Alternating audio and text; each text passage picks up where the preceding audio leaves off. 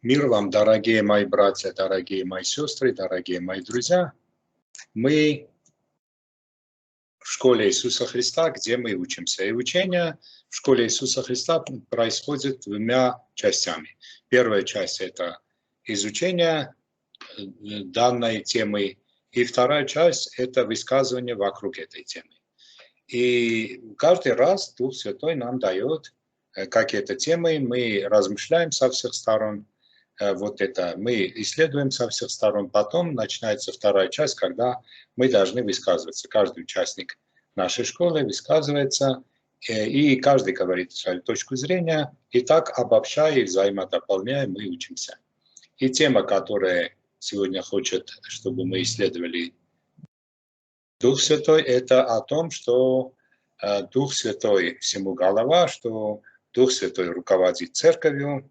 И если вы исследуете божественное слово и исследуете что-то, которое божественное, вы должны это непременно сделать с Духом Святым.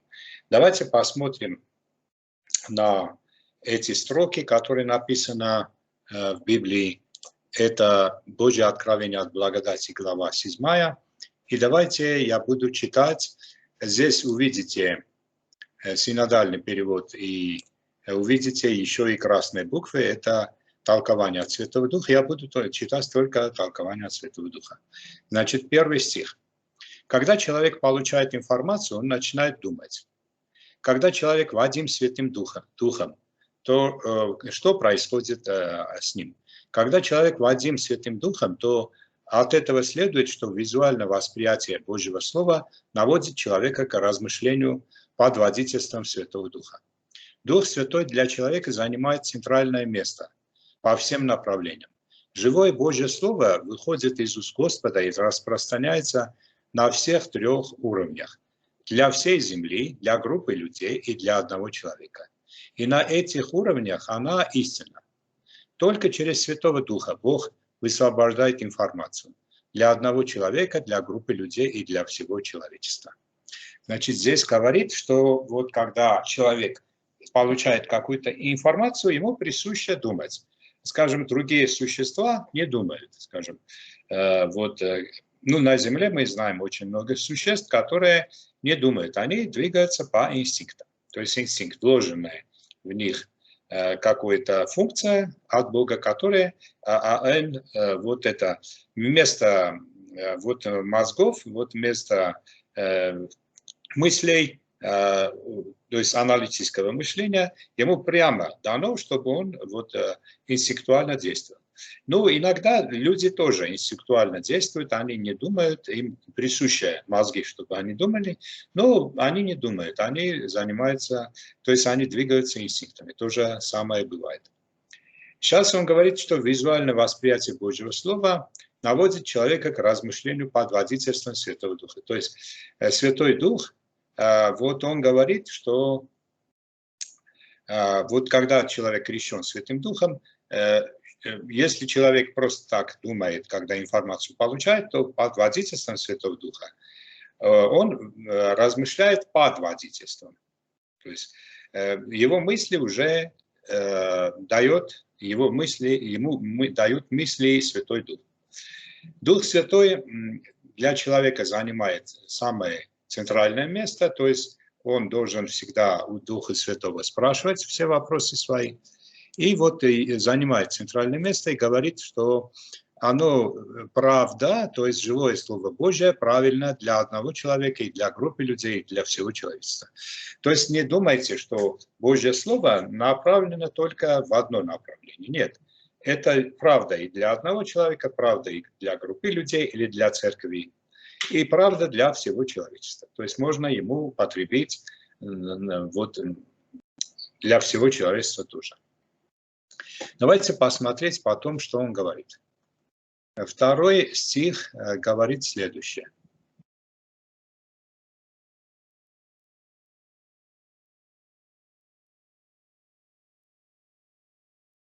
Если вам присуще аналитическое мышление, то вы должны понять, что живое общение с Духом Святым придает вам совсем иную информацию, совсем иные знания, не такие, как высвобождает религия. эта информация имеет в себе утверждение от самого живого Бога. Духом Святым дано в жесткой форме, значит, в жесткой форме дано указание.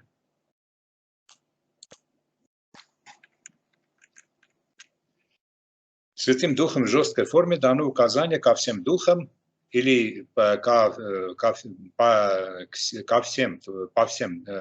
всем тварям, по всему лицу земли не учесть людей и не причинить вреда ни всему обществу, ни общению ни одного человека, пока он не крестит людей, то есть рабов своих, Святым Духом. То есть пока человек не крестится Святым Духом, не дано право ни одним духом прикасаться этому человеку. То есть ни один дух не должен прикоснуться, пока он не крещен Духом Святым. Почему? Потому что есть боязнь о том, что он будет под воздействием этих духов, будет думать, и ему будут даны иные мысли.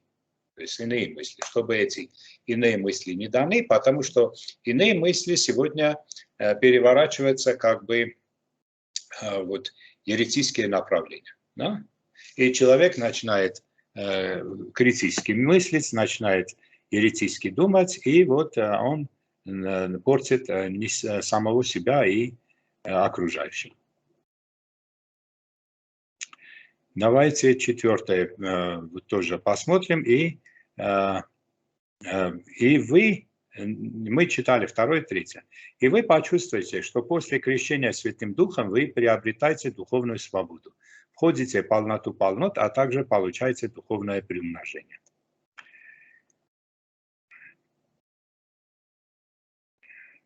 И после этого начинается уже коды Румимова, сколько из колена Гадова, сколько из Асирова, сколько Нефалимова, сколько Манасии, сколько, да, Семенова, сколько из Сахарова, Левина, сколько Завулонова, и Иосифова и Вениаминова. Он говорит о каких-то 12 колен, которые сугубо есть коды. То есть мы сейчас не будем это исследовать, а будем вернуться к тому слову, которое немножко повыше было написано.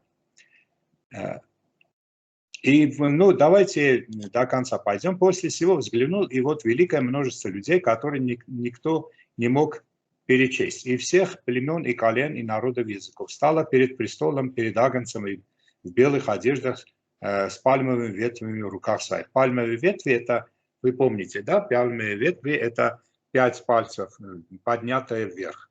То есть это восхваление Господа, это показывает восхваление. И восклицали громким голосом, говоря: «Спасение Богу нашему, сидящему на престоле и агнцу». То есть все подчиняются. И все ангелы стоят вокруг престола и старцев, и 4 животных, и пали перед престолом на лица и поклонились Богу, говоря: «Аминь, благословение, слава, премудрость и благодарение, честь и сила и крепость Богу нашему во веки веков. Аминь». И начав речь, один из старцев спросил меня: «Все облеченные в белые одежды, кто и откуда пришли?» То есть такую картинку показывает, будто бы один из старцев, то есть те, которые имеют, да, общение с Духом Святым, говорят: что это значит? Вы поняли код этого? То есть он как бы спрашивает нам. Я сказал ему: «Ты знаешь, господин». То есть я не знаю. И он сказал мне: это те, которые пришли от великой скорби. Они омыли одежды свои, убелили одежды своей кровью агнца. Из великой скорби, он говорит, те, которые пострадали и через это страдание приняли святость. За это они пребывают перед престолом Бога и служат Ему день и ночь в храме Его. И сидящий на престоле будет обитать в них. Они не будут уже ни алкость, ни жаждость, не будут палить их солнце и никакой зной. Ибо агнец, который среди престола, будет пасти их и водить их на живые источники вод. И отрет Бог всякую слезу с очей их. То мы понимаем, что в этой земле это Дух Святой, да, который агнец, который среди престола, жертвенное животное, который себя отдал за спасение многих людей, будет пасти их, То есть мы понимаем это, да, здесь мы представляем как Иисуса Христа, который есть пастырь для нас, да, который может нас вести в живые источники вод. То есть показывать, раскрыть в нас вот это потенциал духовного, да, живые источники вод. И отрет Бог всякую слезу с очей их. То есть они уже не будут грешить и, следовательно, не будут уже и покаяться, потому что уже покаянные люди, уже они святые, то есть приобрели в эту форму святости. Сейчас давайте немножко вернемся, то есть текст было столько, 17 стихов, но давайте немножко будем более изучать ту часть, которая в иносказательной форме была дано, и нам нужно это изучать. Значит, говорит, и после всего я видел 4 ангелов.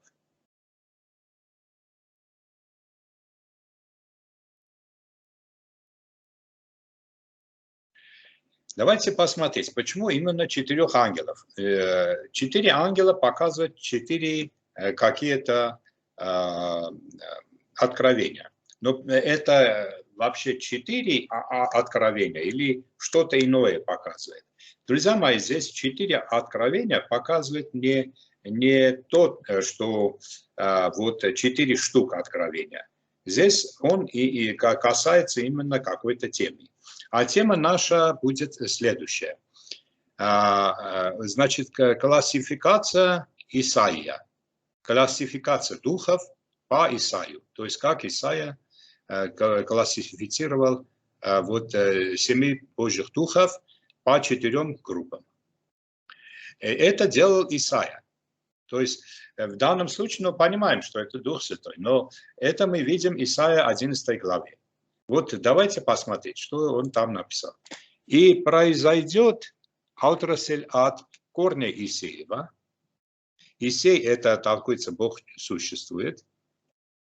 От этой корни выходит вот один отрасль. «И ветвь прирастет от корня его». И будет ветвь от вот этого корня, да? От Исеева корня. То есть, что Бог существует. То есть, друзья мои, первый вопрос, который верующие веруют, они веруют, что Бог существует. Бог существует, веруют не только вот эти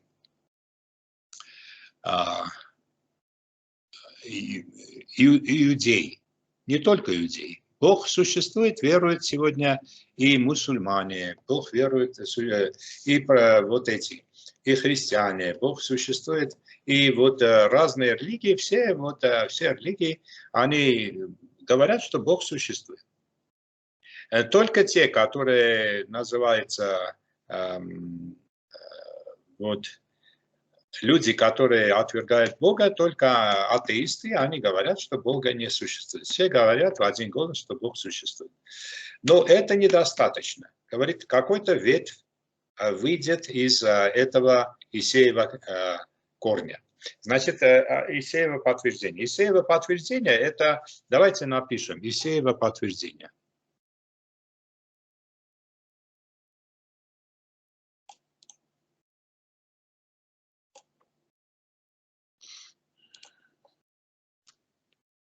Значит, корень Исеева, да?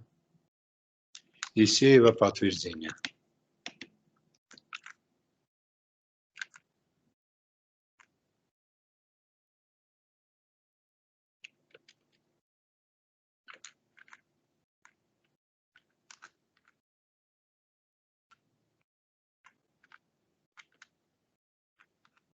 Друзья мои, и религия имеет Исеево подтверждение, и они говорят, Бог существует. Все говорят, Бог существует. Значит, Исеево подтверждение звучит так. Бог существует. Но мы не должны выше стоять, чем Исеево подтверждение. Значит, говорит, один ветвь вырастет из Исеева подтверждения и почет на нем, и вот здесь, именно здесь, и Исаия классифицировал 4 группы вот этих духов. Дух Господень, дух господства, да? Сейчас я здесь попытаюсь, если даст мне компьютер это сделать, я здесь попытаюсь это нарисовать с фигурой.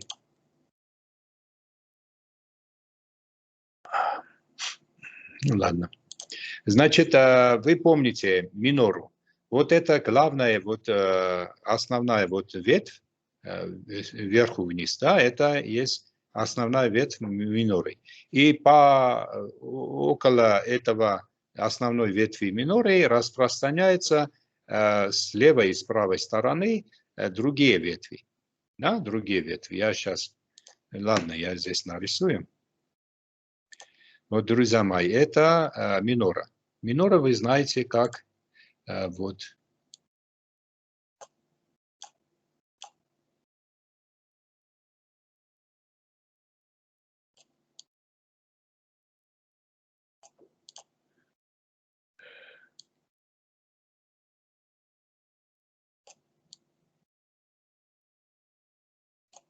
Вот это есть минора.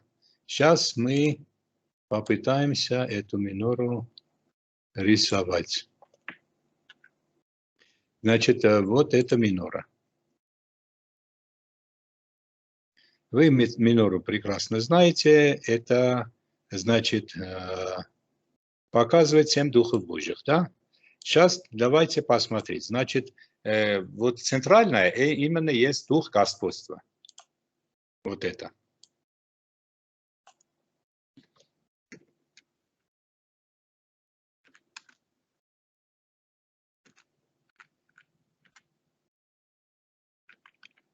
Дух господства. Вот это центральное, которое вот идет. Это дух господства. За ним вот слагаются другие ветви. Значит, ветви идут. Дух сверхчеловеческой мудрости, дух восприятия или разумения. Ну, давайте отсюда. Дух премудрости и разума. Здесь мы нарисуем.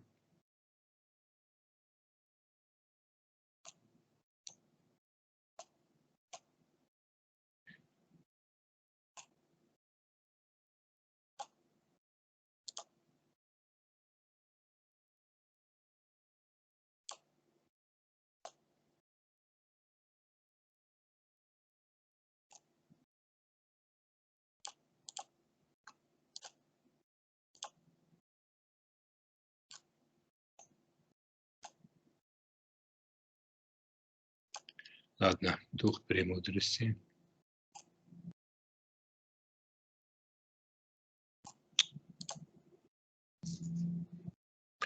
Значит, ладно, давайте, это не получилось у меня. Дух премудрости.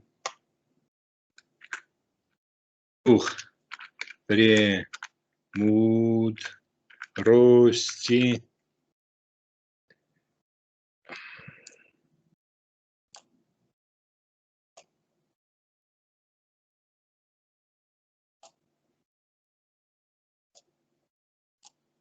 Здесь дух разума.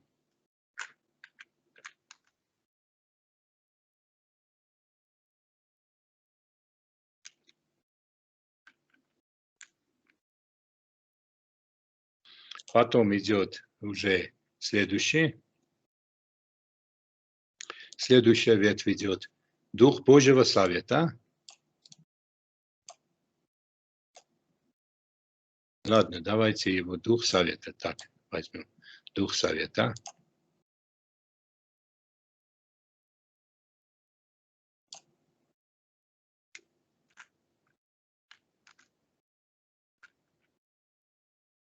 Дух совета.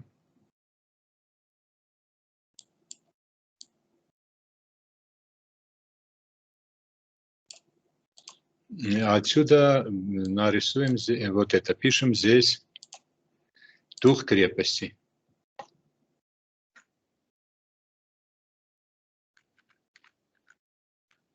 Дух совета, дух крепости. И вот внутренняя ветвь – это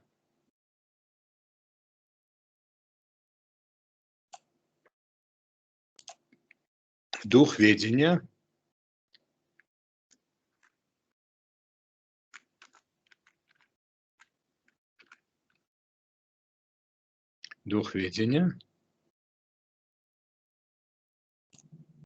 и с другой стороны дух благочестия.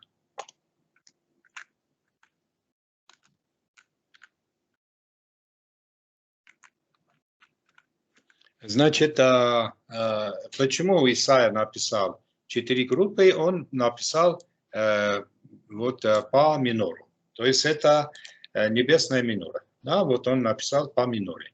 То есть главенствующий центральный дух и по бокам. Левой и правой стороны. Левой и правой стороны, значит, он написал все эти духи.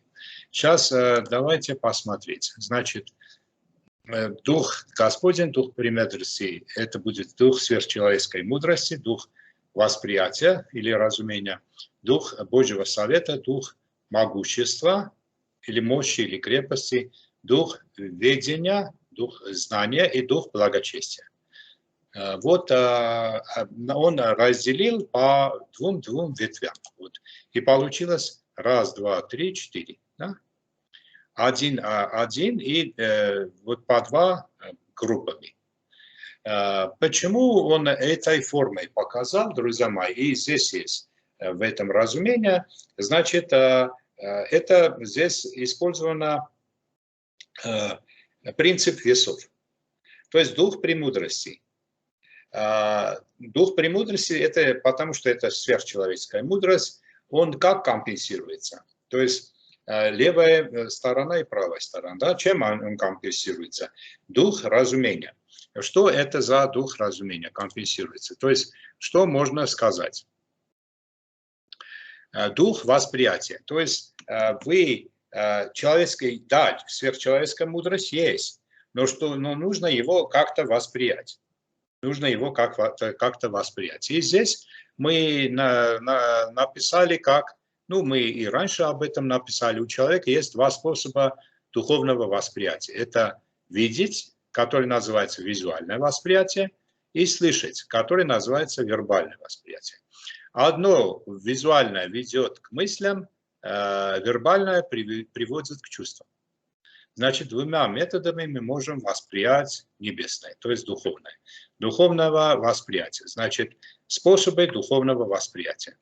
Значит, дано нам премудрость, то есть сверхчеловеческая мудрость. От Духа Святого должно даться сверхчеловеческая мудрость. Но оно компенсируется, оно не поддерживается. Поддерживается Святым Духом, духом разумения, то есть восприятием. И ограничивается с этим восприятием. То есть, может быть, Господь хочет вам дать, но у вас нет восприятия. То есть вы ограничены. То есть чем-то вы ограничены, чтобы получить сверхчеловеческую мудрость. Следующее, скажем, дух ведения и дух крепости. Да? Дух совета и дух крепости. Дух совета. Когда от Бога ты советуешься? Чем оно ограничивается? Духом мощи. То есть Господь, может быть, даст тебе совет, но потому что ты немощный, ты ограничиваешься своей немощью. То есть немощь тебе придает то, что ты не использовал дух совета. То есть не понял его совет, его смысл, не уловил. Да? Дух ведения тоже компенсируется духом благочестия. Посмотрите, ведение – это знание. Но почему благочестие? Многие, думают, говорят, почему благочестие? В чем здесь эта фишка? Да? А фишка в том, что если ты воспринимаешь дух ведения, если ты знания очень много имеешь, очень нужно следить за своим поведением. Вы скажете, почему? Потому что ты начинаешь превозноситься над другими людьми. То есть другие люди не знают, ты знаешь. Или, к примеру, скажем, сегодня вы видите артисты. Да? Артисты Большого театра. Скажем, певцы. вот знаменитые певцы, вот это. Знаете, как у них зашкаливает вот эгоизм, эгоцентричность, вот это, высокомерие, как зашкаливает. Почему? Потому что они могут петь, то есть у них есть голос, это природный, да, голос природный. Это же не так, что они учились, у них получилось голос. Нет, это природное, от Духа Святого данное, да. То есть человек родился с этими качествами. И он начинает себя чувствовать совсем другим образом. И, следовательно, нужно ведение компенсировать благочестием. То есть ты должен быть благочестив, чтобы смог устоять. То есть, а то не можешь устоять. То есть ведение – это такая фишка, что если ты его имеешь, ты должен иметь еще и благочестие тоже, чтобы компенсировать свои действия. То есть, чтобы ты нормальным человеком был. А то оно будет менять тебя, корни, и ты зашкаливать внутри тебя, и ты потеряешь то, что Господь называет благочестием. Слава Господу Иисусу. Давайте немножко обсудим эти вопросы.